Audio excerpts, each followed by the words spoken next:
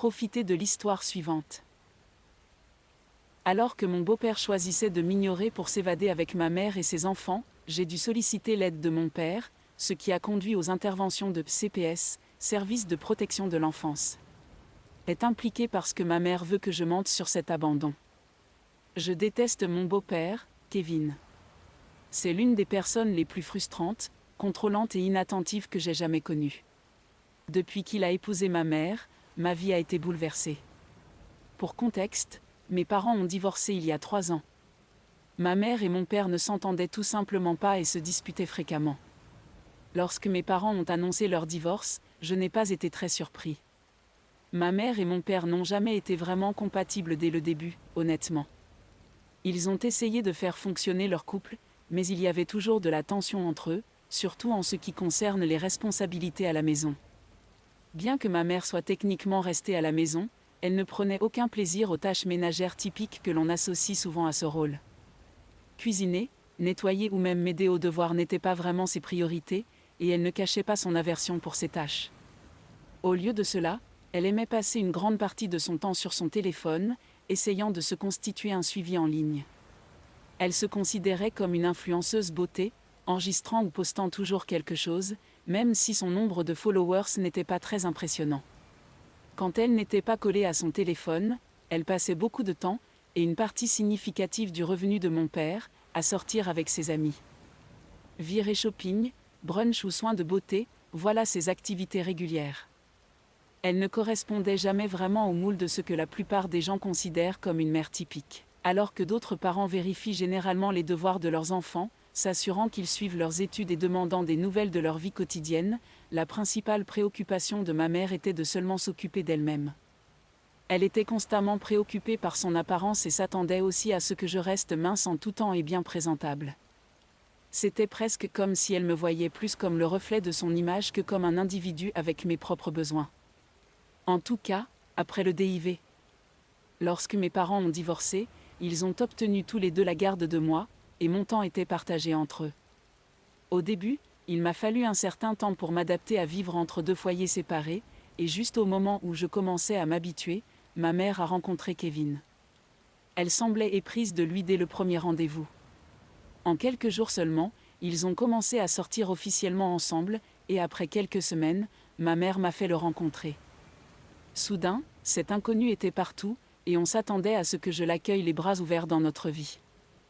À présent, je n'aurais eu aucun problème à accepter Kevin s'il avait été une personne décente, mais la réalité est tout autre. Dès le début, Kevin avait des attentes irréalistes. Il supposait que je l'accepterais joyeusement comme mon nouveau père, même s'il était, à mes yeux, un véritable recul par rapport à mon vrai père. Il se mêle constamment de ma vie et semble saisir chaque occasion pour me rabaisser. On dirait que peu importe ce que je fais, il trouve toujours un moyen de me critiquer ou de me contrôler. Par exemple, il a 2 fils, et il devient visiblement agacé quand il pense que j'agis trop fille, comme il aime le dire. Il m'a carrément dit que je ne devrais pas porter de robe ou de jupe serrée, comme si ma façon de m'habiller le concernait. Il insiste également pour que je garde les cheveux attachés en chignon tout le temps. Ça ne s'arrête pas là. Si j'ai des amis à la maison, il nous interrompt toujours en prétendant qu'ils passent juste vérifier. Mais ce n'est pas juste un rapide bonjour ou une simple question.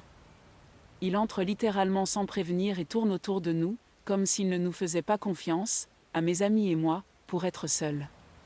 C'est incroyablement intrusif, et honnêtement, humiliant. Quand je proteste ou lui demande de nous laisser tranquilles, il balaie ça d'un revers de main, en disant des choses comme les filles ont besoin d'une surveillance constante et qu'on devrait juste faire comme s'il n'était même pas là.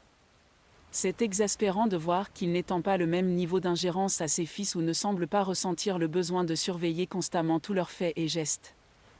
Lorsque j'ai essayé d'aborder le sujet du dérangement que cela me causait lorsque je me confie à ma mère en espérant son soutien ou sa compréhension, elle minimise la situation. Elle me dit qu'il est simplement protecteur, comme si cela excusait son comportement.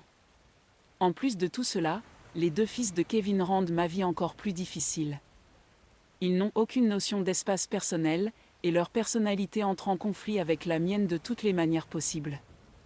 Ils sont aussi implacables quand il s'agit de me harceler, que ce soit en se moquant de moi, en me taquinant ou en trouvant de nouvelles façons de me rabaisser.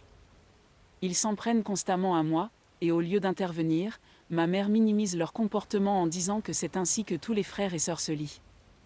Lorsque ma mère a décidé d'épouser Kevin après seulement 1 an de relation, elle s'attendait à ce que je me plie simplement à la situation. Elle m'a dit, sans équivoque, qu'elle aimait Kevin et était déterminée à faire fonctionner leur mariage. Elle savait que j'avais des doutes et des frustrations, mais elle était claire sur ce qu'elle attendait de moi, donner sa chance à Kevin et ne pas lui compliquer les choses. Elle m'a encouragée à l'accepter comme faisant partie de notre famille. Cela m'a semblé beaucoup demander, surtout compte tenu de la rapidité avec laquelle tout s'était passé, mais je voulais la soutenir et maintenir la paix, alors j'ai accepté d'essayer. Depuis lors, j'ai réellement fait des efforts pour accepter Kevin et ses fils. J'ai essayé de suivre ses routines et de m'adapter aux changements, même si ce n'a pas été facile du tout. L'une des choses qui me dérange le plus est la manière dont Kevin insiste pour que je l'appelle papa. Ça ne me semble pas correct, et chaque fois que je le dis, je ne peux m'empêcher de ressentir une certaine rancœur qui s'accumule en moi. J'ai déjà un père, et je ne veux pas le remplacer, pourtant Kevin ne semble pas comprendre ni se soucier que cela me soit difficile. Mais au-delà du nom, ce qui est vraiment douloureux, c'est le changement dans l'attention et les priorités de ma mère. Après son mariage, elle semble plus concentrée sur les fils de Kevin que sur moi. Elle passe plus de temps avec eux, les aide pour des choses qu'elle n'a jamais faites pour moi, et agit plus comme une mère pour eux qu'elle ne l'a jamais été pour moi. Parfois, j'ai l'impression d'avoir perdu ma place dans sa vie. Elle n'est jamais plus attentivement la mère des fils de Kevin.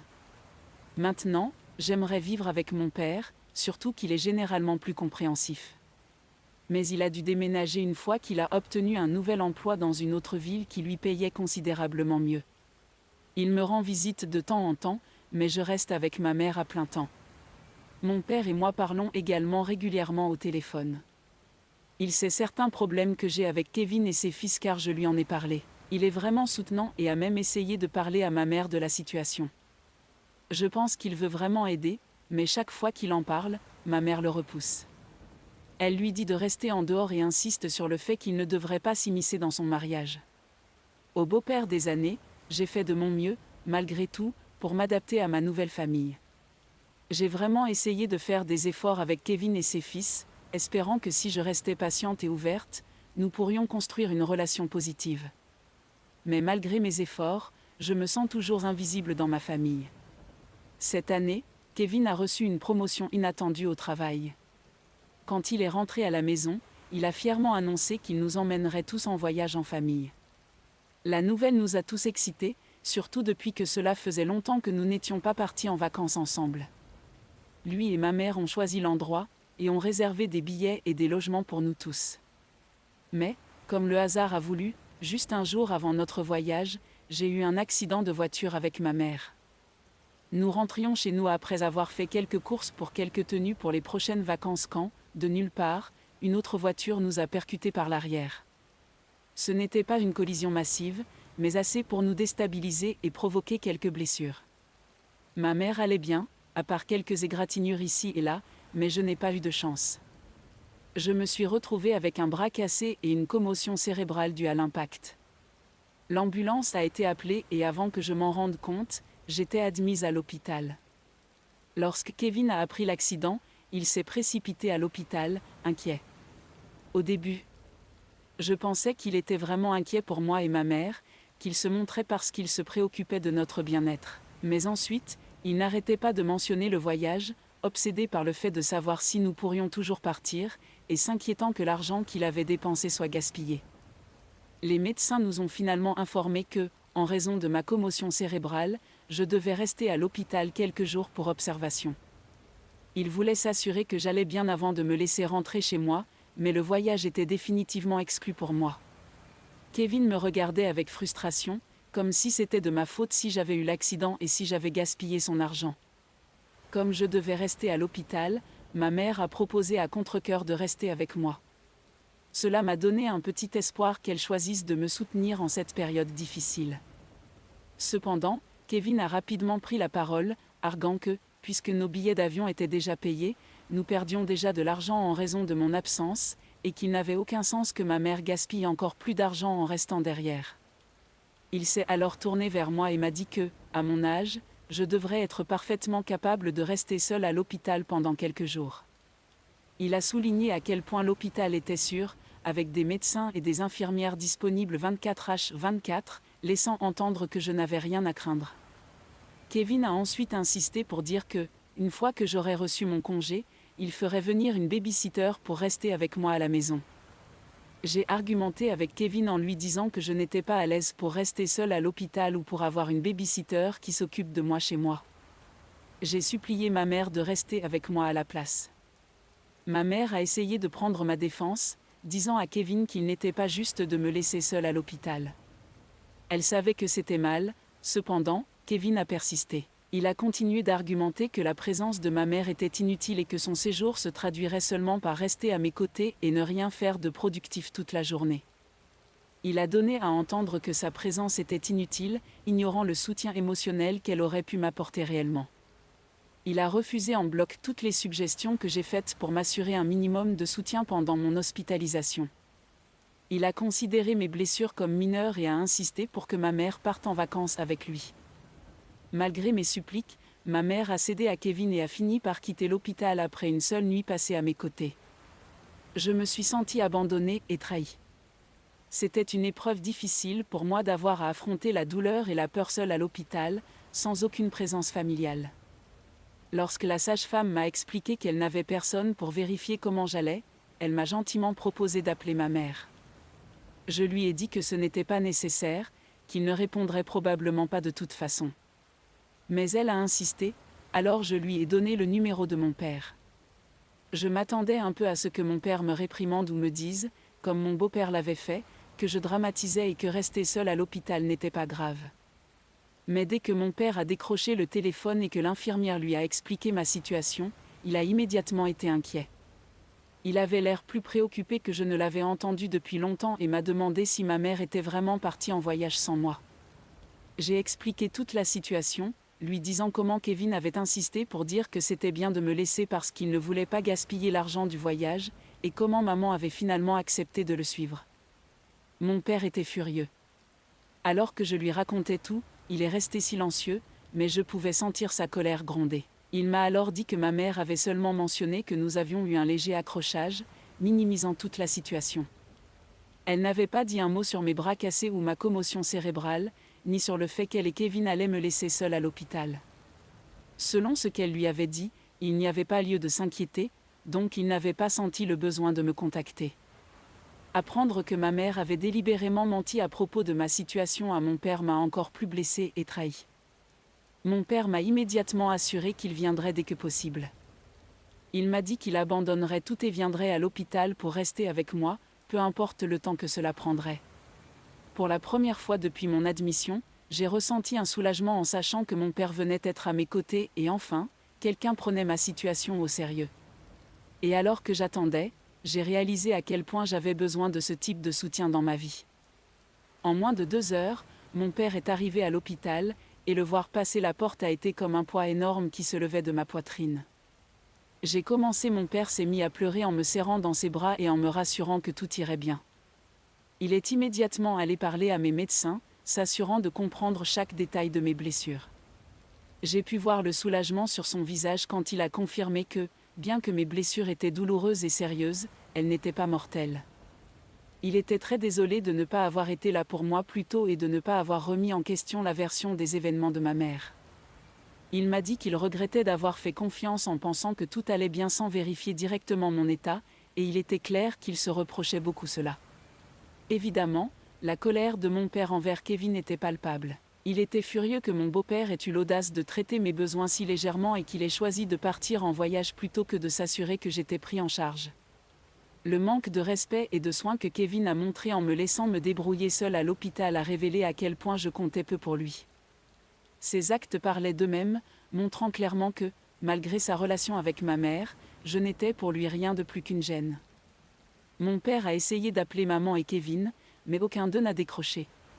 Cela a rendu mon père encore plus furieux et il a juré qu'il allait donner une leçon à Kevin et à maman pour m'avoir abandonné ainsi. Pendant les 2 nuits suivantes, mon père est resté à mes côtés, prenant un congé de son travail pour s'assurer que je ne serais pas seule.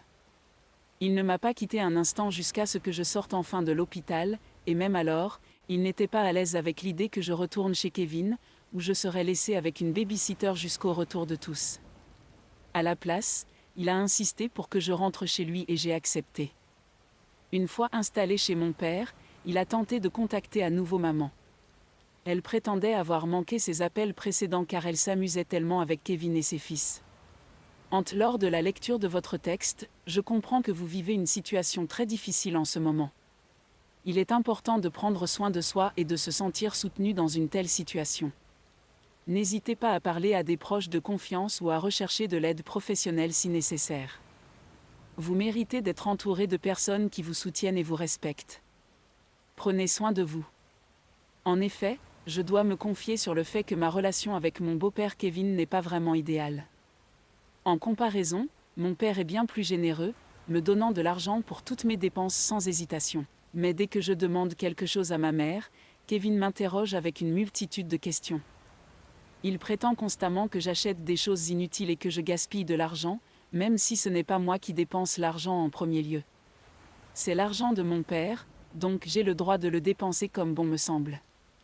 Malgré le fait que nous vivons sous le même toit, nous ne passons jamais de moments de qualité ensemble en famille. Kevin et ma mère planifient souvent des activités avec ses fils et me laissent de côté, arguant qu'ils ne veulent pas me déranger ou qu'ils souhaitent passer du temps de qualité ensemble sans moi. Cela me laisse souvent avec un sentiment d'abandon et d'inutilité. Ils sortent dîner ou font des activités qui leur plaisent sans même considérer que j'aimerais peut-être être inclus. C'est probablement pour cela que j'étais si enthousiaste à l'idée de les rejoindre pour les vacances, car ils me prennent rarement en compte dans leurs plans.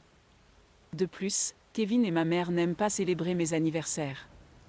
Ils me disent toujours que comme les fils de Kevin ne font pas tout un foin autour de leur anniversaire, je ne devrais pas non plus m'attendre à beaucoup.